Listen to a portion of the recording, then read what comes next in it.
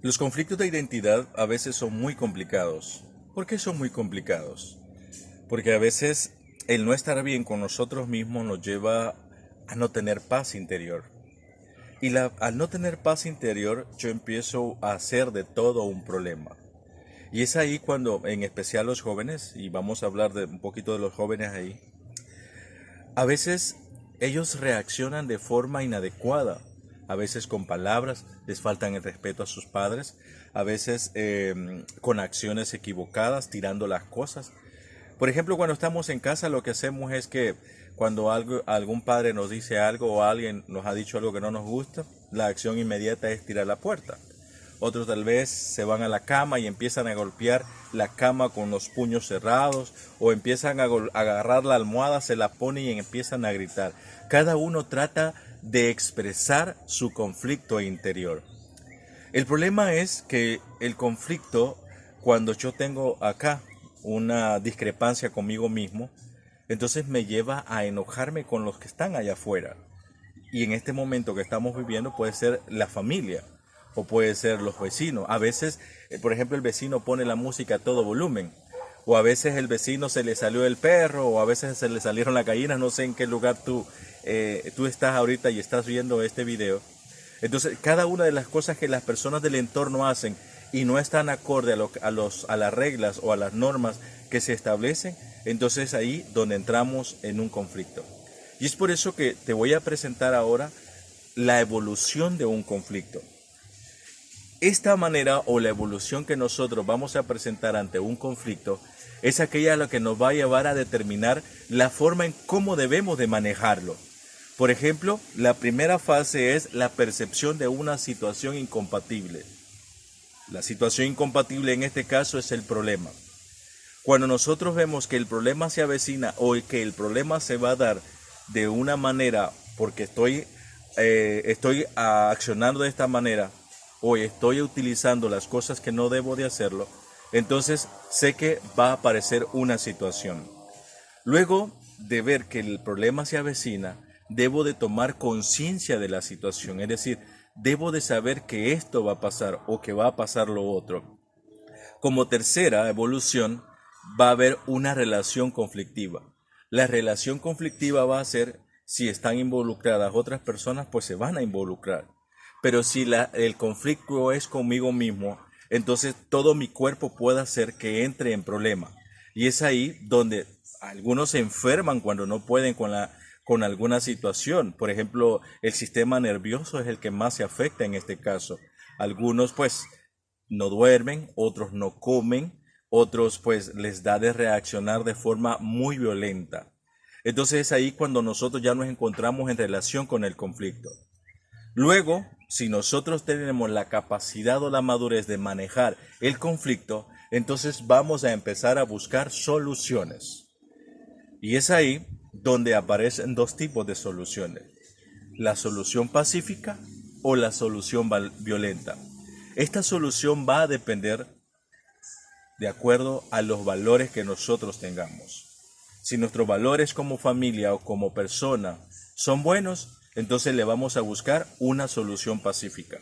Pero si los valores que a nosotros nos han enseñado o estamos en un entorno violento, entonces la solución que le vamos a dar es violenta. Y es por eso que ahí aparecen dos tipos u otras definiciones de conflicto.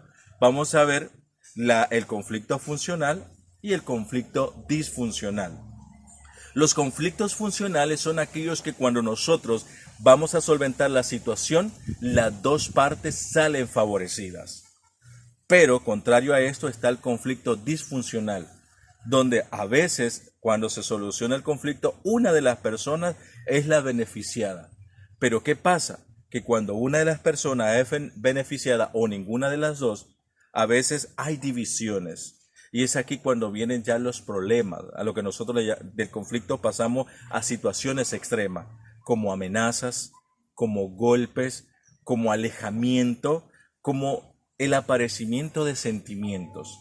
Y es por eso que es mejor buscar un conflicto funcional, porque eso es lo que a nosotros nos va a ayudar en esta manera. Imaginemos la situación que estamos viviendo ahorita. Todos vemos noticias. Bueno, a mí en lo particular no me gustan mucho las noticias. Pero si nosotros analizamos por qué hemos llegado a la situación que estamos hoy en día, es porque no hubo un conflicto funcional entre las partes involucradas, sino que hubo un conflicto disfuncional. Y ahora, ¿quiénes van a ser los afectados ante esa respuesta de ese conflicto disfuncional? Por eso, los conflictos se presentan de tres formas. La primera forma en que se presentan los conflictos, uno es el conflicto percibido. Es cuando se determina que hay un conflicto. También es conocido como conflicto latente, es decir, allí está el problema. Lo que pasa es que muchas veces nosotros no lo vemos. Es como cuando nos da un dolor de cabeza. Estamos acostumbrados a que nos da un dolor de cabeza, pero nunca, o a veces decimos, me voy a tomar una pastillita y con esa pastilla se me va a quitar el dolor de cabeza, pero luego va a aparecer, es decir, el dolor está latente. Número dos es conflicto experimentado. Aquí, este es un poquito más complicado todavía, porque el dolor de cabeza te va creciendo, pero si no lo consultas, ese dolor de cabeza se puede convertir en un problema mayor. Es como cuando surge un problema de comunicación, por ejemplo, en familia o entre amigos. Si ese problema de comunicación no lo solventamos en el momento en que lo debemos de solventar, entonces se pueden empezar a crear canales que distorsionen la verdadera relación de esa persona, de esa familia, de esos amigos o de esa pareja o donde nosotros utilicemos la comunicación.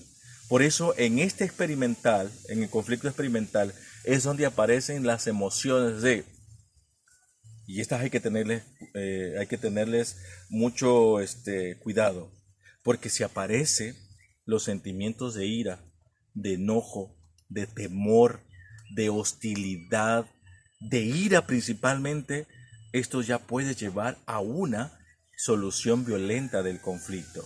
Entonces aquí se le llama también conflicto velado.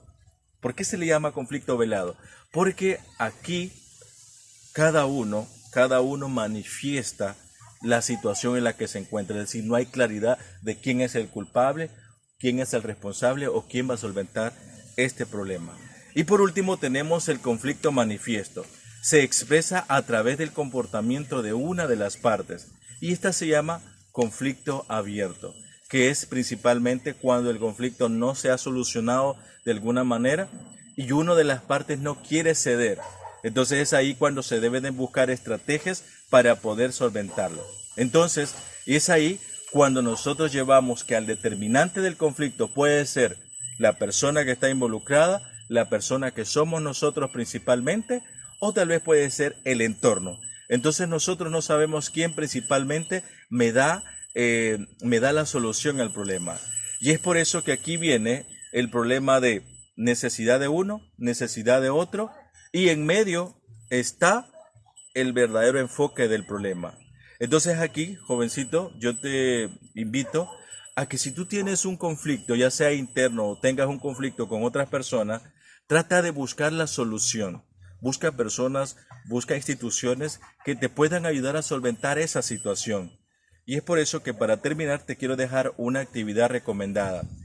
Busca un conflicto, ya sea que sea un conflicto real o que tú mismo te inventes un conflicto y que lo puedas aplicar la evolución de un conflicto, que en este mismo video vas a encontrar, y después lo vas a determinar si es un conflicto percibido, un conflicto experimental o es un conflicto manifiesto. Recuerda, soy el profesor Juan Carlos. Bendiciones.